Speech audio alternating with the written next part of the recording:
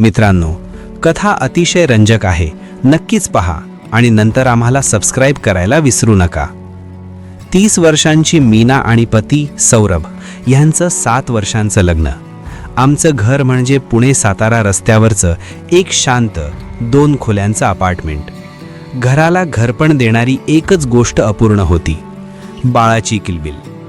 मागील 4 वर्षांपासून आम्ही मुंबईच्या जसलोक हॉस्पिटलचे उंबरठे झिजवले होते.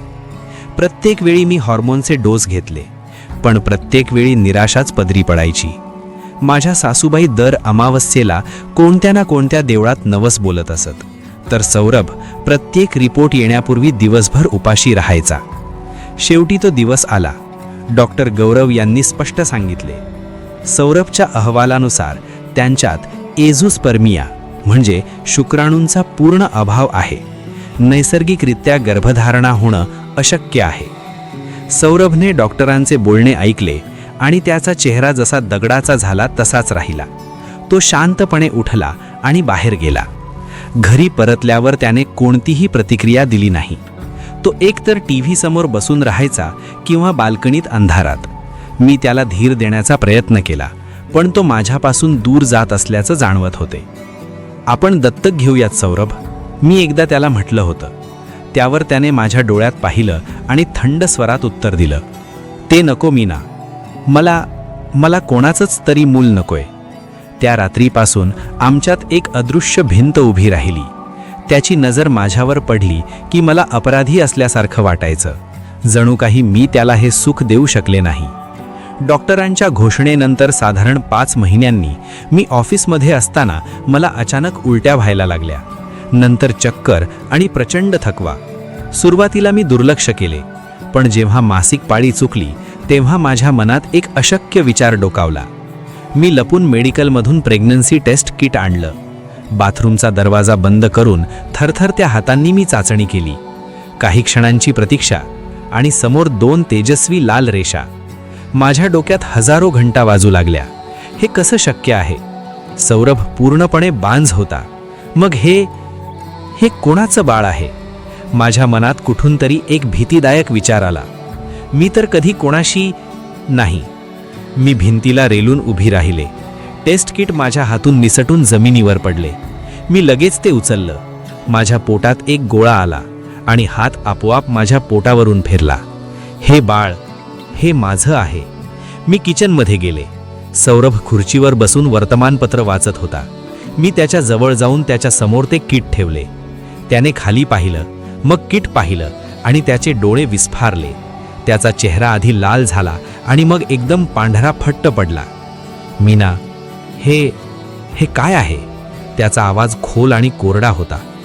मीना, मला माहीत नाही, पण मला दिवस गेले आहेत. त्याने डोळे मिचकावले, जणू त्याला विश्वासच बसत नव्हता. त्याने वर्तमानपत्र बाजूला ठेवलं आणि माझ्याकडे पाहिलं. त्याच्या नजरेत एक तीक्ष्ण, भेदक संशय होता, जो माझ्या काळजाला चिरत होता. अशक्य आहे हे. तू माझ्यासोबत लबाडी केली आहेस का मीना? नाही, शपथ घेऊन सांगते, मी कधीही तुझ्याशी. माझ्या डोळ्यातून अश्रू ओघळू लागले. मला खरंच माहीत नाही हे कसं झालं. तो माझ्यावर विश्वास ठेवत नव्हता. डॉक्टरांच्या रिपोर्टनंतर कोणताही बांझ पुरुष हे सत्य स्वीकारणार नाही हे मला माहीत होतं. त्याने ती रात्र एकही शब्द न बोलता काढली. सकाळ झाली आणि त्याने शांतपणे मला सांगितले, आपण मुंबईला जायचं आहे मीना, माझ्या डॉक्टरांकडे, तातडीने. आम्ही हॉस्पिटलमध्ये गेलो. डॉक्टर गौरव यांनी अल्ट्रासाऊंड केला. मॉनिटरवर अस्पष्ट पण स्पष्टपणे एक छोटंसं हृदय धडधडताना दिसत होतं. डॉक्टर गौरव यांनी शांत स्वरात, जणू काही एक रहस्य उघड करत घोषणा केली, मिस्टर सौरभ, मी तुम्हाला सांगू इच्छितो की काही वर्षांपूर्वी ज्या चाचण्या तुम्ही केल्या होत्या त्यात एक गंभीर त्रुटी होती. सौरभ आणि मीना दोघेही स्तब्ध झाले. त्यांच्या चेहऱ्यावरील संशयाची जागा आता पूर्ण गोंधळाने घेतली होती. त्रुटी म्हणजे काय डॉक्टर? सौरभने दबक्या आवाजात विचारलं. डॉक्टर गौरव यांनी टेबलावरील जाड फाईल उघडली. बघा, मी तुमच्या मागील सर्व अहवालांचे पुनरावलोकन केलं आहे. पहिली गोष्ट, तुमची एझोस्पर्मियाची स्थिती जी आम्ही 2 वर्षांपूर्वी घोषित केली होती ती नॉन ऑब्स्ट्रक्टिव्ह म्हणजे जेथे शुक्राणू तयारच होत नाहीत अशी वर्गीकृत करण्यात आली होती. पण तुमचा हॉर्मोनल प्रोफाईल आणि टेस्टिक्युलर व्हॉल्यूम बघता ती ऑब्स्ट्रक्टिव्ह, म्हणजे जेथे शुक्राणू तयार होतात पण बाहेर येण्याचा मार्ग बंद असतो अशी असण्याची शक्यता अधिक होती. सौरभने डोळे मोठे केले. पण तुम्ही तर म्हटलं होतं की... थांबा, डॉक्टर म्हणाले. सर्वात मोठा मुद्दा, मी तुमच्या वीर्याच्या नमुन्यांची पुन्हा तपासणी एका प्रगत मायक्रोस्कोपिक प्रणालीद्वारे केली आहे, जी आम्ही 6 महिन्यांपूर्वीच इथे स्थापित केली आहे. मागच्या वेळी तुमच्या नमुन्यात नील स्पर्म आढळले होते. डॉक्टर गौरव यांनी एक दीर्घ श्वास घेतला. पण मिस्टर सौरभ, काही अत्यंत दुर्मिळ प्रकरणात क्रिप्टिक एझोस्पर्मिया असे घडते की वीर्यामध्ये शुक्राणूंची संख्या इतकी कमी असते की ते सामान्य तपासणीत 0 दाखवतात. परंतु प्रगत मायक्रोस्कोपिक तपासणीत आम्हाला अत्यंत कमी प्रमाणात पण अक्रिय शुक्राणू सापडले आहेत. सौरभच्या चेहऱ्यावरील रंगाचा अर्थच बदलून गेला होता. संशय, राग आणि वेदना या भावना अचानक आशा आणि गोंधळात बदलल्या होत्या. म्हणजे हे बाळ... मीना हळूच पुचपुटली. तिच्या डोळ्यात आनंदाश्रू जमा झाले होते. डॉक्टरांनी स्मित हास्य केले. मीना, या जगातली कोणतीही वैद्यकीय प्रक्रिया 100% अचूक नसते. तुमच्या पतीमध्ये शुक्राणूंची संख्या ऑलमोस्ट नेग्लिजिबल, म्हणजे जवळपास नगण्य होती, पण ती 0 नव्हती. हा अशक्य योग जुळून आला आहे. तुमचे बाळ पूर्णपणे नैसर्गिक आणि सौरभचेच आहे. त्या रूममध्ये आता शांतता पसरली होती, पण ती भीतीची नव्हती, तर अविश्वसनीय सत्याचा स्वीकार करण्याची होती. सौरभने हळूच हात पुढे केला आणि मीनाचा हात धरला. संशयाने ग्रासलेले त्याचे मन आता अपमानाने भरले होते. त्याने मीनाकडून नजर हटवली आणि डॉक्टर गोखले यांच्याकडे पाहिले. डॉक्टर, सौरभचा आवाज शांत पण धारदार होता. मागील 2 वर्षे तुम्ही मला बांझ घोषित केले. मी आणि माझ्या पत्नीने मानसिक आणि भावनिक यातना सहन केल्या. मला असे वाटले की मी अपूर्ण आहे. आणि या सगळ्यात तुम्ही तुमच्या तपासणीतील त्रुटी लपवून ठेवली. डॉक्टरांचा चेहरा उतरला. मिस्टर सौरभ, मी माफी मागतो. हा आमच्या सिस्टीमचा दोष होता. आम्ही तुम्हाला... दोष होता? 2 वर्षे?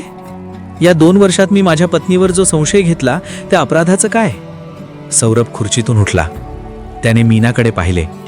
तिच्या डोळ्यात आता आनंद होता, पण त्यामागे त्याच्या संशयामुळे झालेली वेदना स्पष्ट दिसत होती. त्याला जाणवले की डॉक्टरांच्या एका चुकीच्या शब्दाने त्याचे लग्न जवळजवळ मोडले होते आणि मीनावर अविश्वास दाखवल्यामुळे त्याला किती मोठी किंमत मोजावी लागली. तो मीनाचा हात घट्ट पकडून उभा राहिला आणि डॉक्टरांना म्हणाला, डॉक्टर, तुम्ही मला बांझ घोषित केले, पण मी एका विहिरीसारखा होतो, जेथे पाणी खोलवर दडलेले होते, पण तेथे होते. पण या 2 वर्षात तुम्ही माझ्या पत्नीच्या मनात आणि आमच्या नात्यात एक संशयाचा विषारी तलाव निर्माण केला. तुम्ही आमचा विश्वास आणि आमच्या आनंदाचे 2 वर्षे चोरले आहेत. मीनाने डॉक्टरांकडे पाहिले आणि शांतपणे म्हणाली, आम्हाला आता तुमच्याकडून कोणतीही उपचार नको आहेत डॉक्टर. आम्हाला आमचं बाळ आणि आमचं नातं परत मिळालं आहे.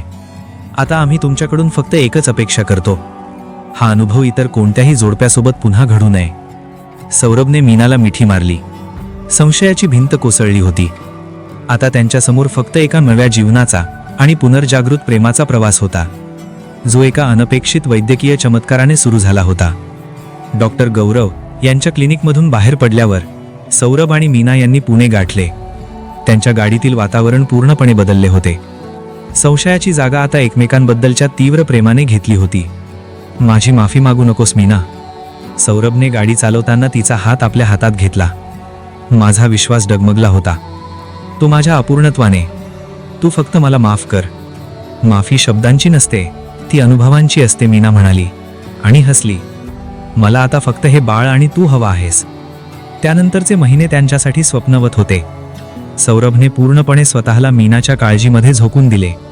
त्याने घराच्या एका खोलीला बाळासाठी सुंदर नर्सरीमध्ये रूपांतरित केले. भिंतींवर तो स्वतः प्राण्यांची चित्रे काढत होता आणि तो प्रत्येक हालचाल रेकॉर्ड करत होता. पहिली लाथ, पहिले गोंडस ढेकर, प्रत्येक लहानशी गोष्ट. त्यांच्या या आनंदात जुनी सासूबाईंची तक्रारही दूर झाली होती. सासूबाईंनी मुंबईला जाऊन डॉक्टर गोखले यांना चांगलेच खडसावले, पण घरी आल्यावर त्यांनी मीनाला डोक्यावरून ओवाळून टाकले. 8 महिने उलटले. मीनाची डिलिव्हरी जवळ येत होती. सौरभने ऑफिसमधून 15 दिवसांची सुट्टी घेतली होती. त्यांच्या घरात उत्साहाचे वातावरण होते. एक दिवस रात्री 1:30च्या सुमारास मीनाला अचानक असह्य वेदना होऊ लागल्या. सौरभ घाबरला, पण त्याने त्वरित स्वतःला सावरले आणि मीनाला घेऊन ते पुण्यातील एका नामांकित मॅटर्निटी हॉस्पिटलमध्ये पोहोचले. प्रसूती कक्षामध्ये मीनाची वेदनादायक किंकाळी ऐकून सौरभ बाहेर अस्वस्थपणे फेऱ्या मारत होता. अनेक तासांनंतर नर्स बाहेर आली. तिच्या हातात एक नर्सरी इन्क्युबेटरमध्ये ठेवलेले बाळ होते. अभिनंदन मिस्टर सौरभ, तुम्हाला मुलगा झाला आहे. अगदी तुमच्यासारखा दिसतो, नर्स उत्साहाने म्हणाली. सौरभने काचेतून बाळाकडे पाहिले. त्याचा चेहरा एकदम गोंडस आणि शांत होता. त्याचे बाळ. त्याने आनंदाने नर्सला पैसे दिले. मी मीनाला भेटू शकतो का? 2 मिनिटं थांबा, आम्ही त्यांना रूममध्ये शिफ्ट करतो आहोत. पण एक गोष्ट. नर्सच्या चेहऱ्यावरील आनंद अचानक गंभीर झाला. मिस्टर सौरभ, नर्सने हळू आवाजात सांगितले, बाळाचा रक्तगट O निगेटिव्ह आहे. मीना यांचा A पॉझिटिव्ह आहे आणि तुमचा रक्तगट B पॉझिटिव्ह आहे.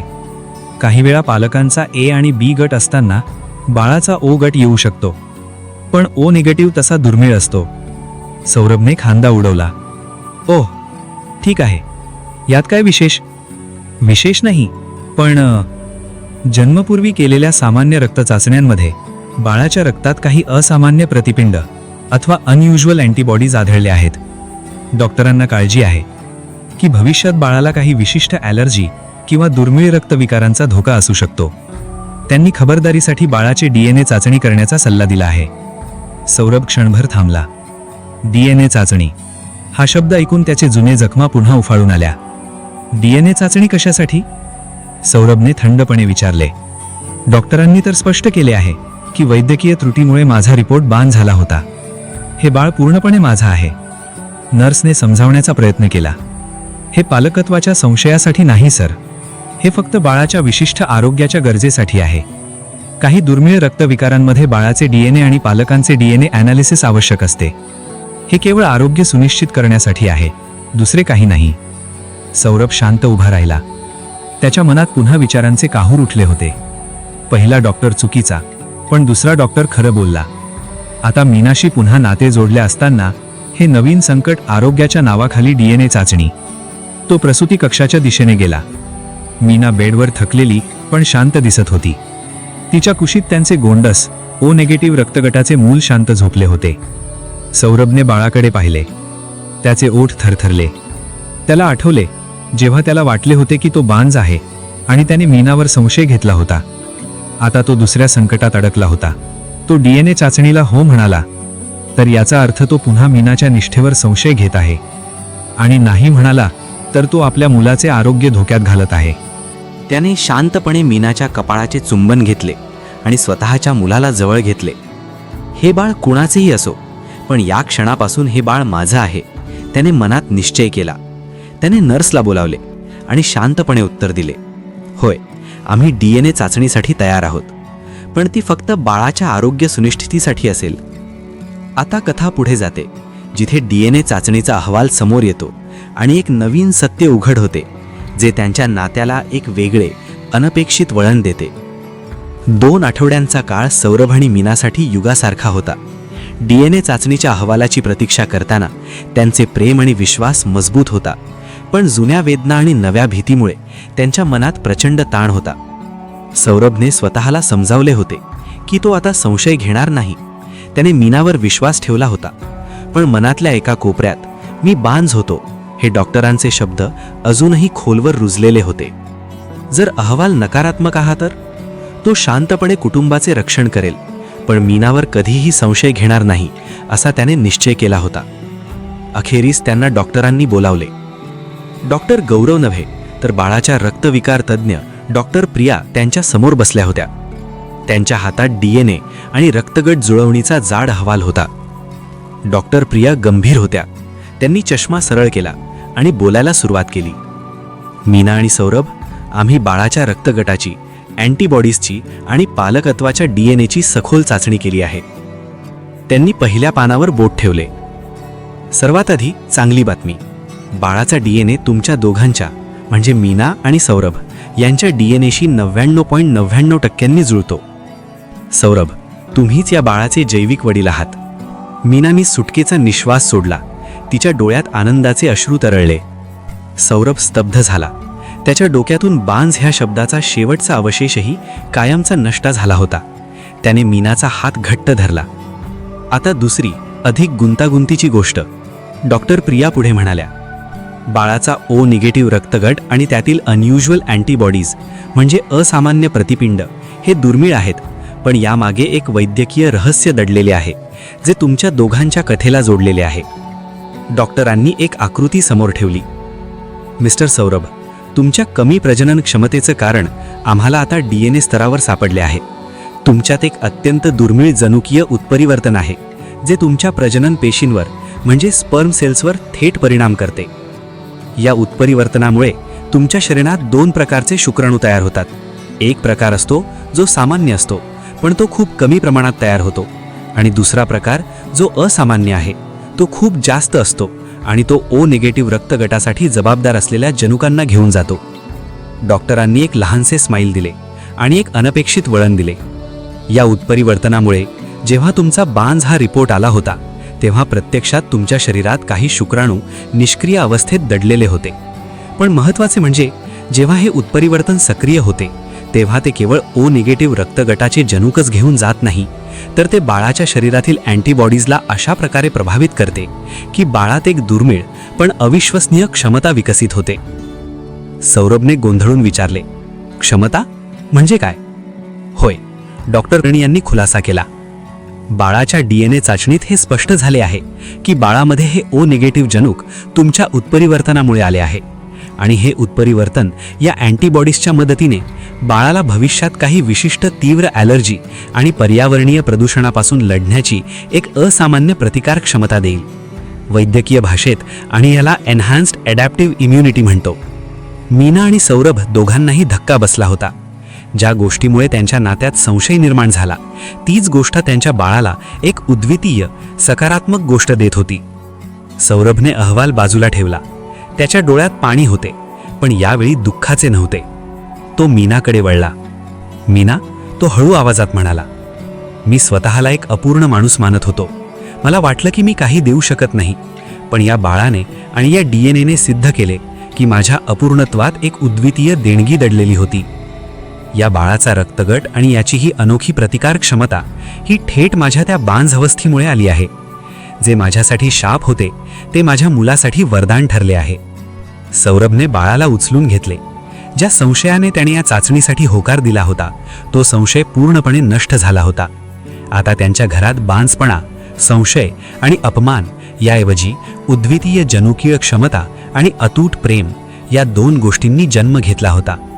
सौरभ आणि मीना या दोघांनाही जाणवले की आयुष्य त्यांना सतत एका मोठ्या परीक्षा कक्षात बसवत आहे, पण प्रत्येक वेळी ते एकमेकांच्या विश्वासावर आधारित उत्कृष्ट श्रेणी मिळवत होते. त्यांच्या बाळाची ही असामान्य प्रतिकार क्षमता त्यांच्या नात्याच्या प्रतिकार क्षमतेचेच प्रतीक होती. एन्हान्स्ड अडॅप्टिव्ह इम्युनिटी या शब्दांनी सौरभ आणि मीनाच्या आयुष्यात एक नवीन अध्याय उघडला होता. ज्याला त्यांनी केवळ मुलगा मानले होते तो आता त्यांच्यासाठी एक विशेष बाळ बनला होता. बाळाचे नाव त्यांनी युवान ठेवले, युवा शक्ती आणि जिवंतपणाचे प्रतीक. डॉक्टर प्रिया यांनी त्यांना स्पष्ट केले की युवांमध्ये विकसित झालेली ही क्षमता भविष्यकाळात त्याला पर्यावरणीय बदलांना आणि प्रदूषणाला तोंड देण्यासाठी मदत करेल. मात्र हे वरदान काही विशिष्ट किंमत घेऊन आले होते. युवान जेव्हा 6 महिन्यांचा झाला तेव्हा एक नवीन आव्हान समोर आले. युवांची प्रतिकारशक्ती सामान्य बाळांपेक्षा खूप वेगळी प्रतिक्रिया देत होती. सौरभ, मीना, डॉक्टर प्रिया यांनी त्यांना पुन्हा बोलावले. युवांची रोगप्रतिकारशक्ती इतकी स्मार्ट आहे की ती सामान्य लसीकरण, स्टँडर्ड वॅक्सिनेशन्स स्वीकारत नाही. ती लस टोचल्यावर त्याच्या शरीरातील अँटीबॉडीज त्या लसीच्या निष्क्रिय विषाणूंना लगेच ओळखतात आणि त्यांना त्वरित निष्क्रिय करून टाकतात, ज्यामुळे लस प्रभावी ठरत नाही. युवांना सामान्य बालकांना आवश्यक असलेले महत्त्वपूर्ण लसीकरण देणे शक्य नव्हते. मग आता काय? मीनाने काळजीत विचारले. त्याला आता दुर्मिळ, वैयक्तिकरित्या तयार केलेल्या पर्सनलाइज्ड लसींची गरज आहे, डॉक्टर प्रिया म्हणाल्या. या विशिष्ट उत्परिवर्तनामुळे आलेल्या अँटीबॉडीजला चकमा देण्यासाठी आपल्याला प्रत्येक लसीचा डोस खास त्याच्यासाठी जर्मनीतील एका विशेष प्रयोगशाळेतून तयार करून घ्यावा लागेल. ही प्रक्रिया अत्यंत खर्चिक आहे आणि त्यासाठी लाखोंचा खर्च येईल. सौरभ आणि मीनासाठी ही गोष्ट मोठा धक्का देणारी होती.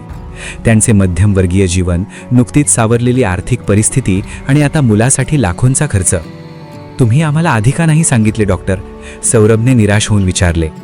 हे उत्परिवर्तन इतके दुर्मिळ आहे की त्याचे परिणाम आत्ता दिसू लागले आहेत.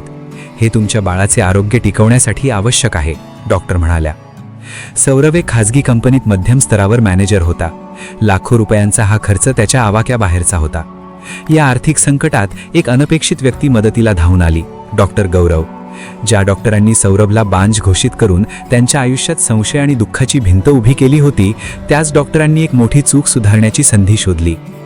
डॉक्टर गौरव सौरभ आणि मीनाला भेटायला आले. त्यांचा चेहरा खजील झाला होता. सौरभ, मीना, ते म्हणाले, माझ्या चुकीमुळे तुमच्या कुटुंबाला जो मानसिक त्रास झाला त्याची किंमत मी देऊ शकत नाही. पण आता तुमच्या मुलाच्या उपचारासाठी माझा वैद्यकीय व्यवसाय काही प्रमाणात जबाबदार आहे. डॉक्टरांनी एक चेक सौरभ समोर ठेवला. मी तुमच्या मुलाच्या पहिल्या वर्षातील वैयक्तिक लसीकरणाचा संपूर्ण खर्च उचलतो. ही माझ्या प्रोफेशनल एररची किंमत आहे, जी मी प्रामाणिकपणे स्वीकारत आहे. माझ्या संस्थेतील निधीतून मी ही मदत करत आहे. ही कोणत्याही प्रकारची देणगी नाही. ही माझी चूक सुधारण्याची संधी आहे. सौरभ आणि मीना अवाक झाले. ज्या माणसावर त्यांनी पूर्णपणे अविश्वास दाखवला होता तो आता त्यांचे सर्वात मोठे तारणहार बनला होता. सौरभने चेककडे पाहिले, मग गोखले यांच्याकडे. डॉक्टर गौरव यांच्या डोळ्यात पश्चाताप आणि प्रामाणिकपणा स्पष्ट दिसत होता. डॉक्टर, सौरभने चेक न स्वीकारता हळूच विचारले, तुम्ही हे का करत आहात? कारण, डॉक्टर गौरव म्हणाले, तुम्ही, सौरभ आणि मीना माझ्या वैद्यकीय कारकिर्दीतील एक महत्त्वपूर्ण धडा आहात. तुम्ही सिद्ध केले की विज्ञान चुकले तरी श्रद्धा, विश्वास आणि प्रेम नेहमी जिंकते. आणि तुम्ही हेही सिद्ध केले की माझ्या चुकीच्या अहवालातून तुमच्या मुलाला जे वरदान मिळाले त्या वरदानाला जगासमोर येण्यासाठी मदतीची गरज आहे. सौरभने चेक स्वीकारला नाही. त्याने गौरव यांचा हात आपल्या हातात घेतला.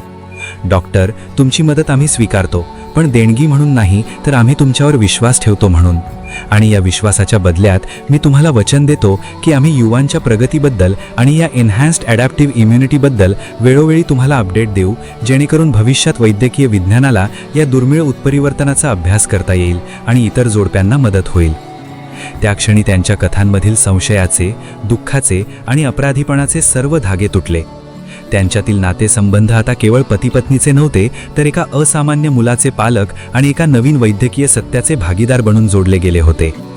युवांचे वरदान खूप महागडे होते, पण त्या किमतीने त्यांच्या आयुष्यातील सर्व जुने वाद आणि संशय दूर करून त्यांना एक अतूट विश्वास आणि एका महान कार्याशी जोडले होते. मित्रांनो, कथा कशी वाटली? नक्कीच कमेंट करून सांगा. तुमचा एक कमेंट नक्कीच आम्हाला प्रेरित करेल. आणि अशाच नवनवीन कथेसाठी आमच्या विकिकथा चॅनलला नक्कीच लाईक, शेअर आणि सबस्क्राईब करा.